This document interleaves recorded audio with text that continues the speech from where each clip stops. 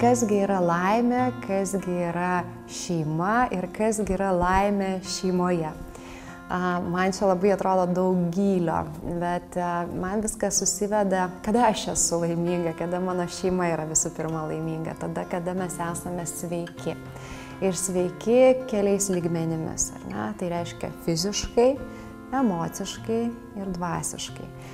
Ir jeigu mes visi trys, mano šeimoje trys dabar, toj mažojoje šeimoje, ar ne, trys yra tokie dedamosios, aš vyras ir mano sūnus, jeigu mes visi esame sveiki, tai mes visi jaučiamės tada ir laimingi. Ir už mūsų mažosios šeimos, už mūsų trijų dar yra labai didelė šeima, į kurią telpa ne tik tie žmonės, kurie yra biologiškai, kur mes esam susiję, bet visa ta mūsų bendruomenė, visi kaimynai, draugai, artimieji.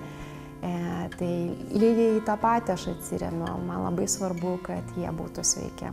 Tai užtat labai ta ir veikla mano yra apie tai, kad aš noriu, kad visi, tiek mes viduje, tiek aplinkui, būtumėm sveiki. Kad mūsų vaikai, kai auga, jie būtų tarp žmonių, kurie girdi, klauso, gali atjausti, gali mylėti. Mes tai galim daryti tik tada, kada esam sveikimo kelionėje arba rūpinamės tą mūsų sveikatą, kuri susideda, kaip aš sakiau, iš keletos lygmenų.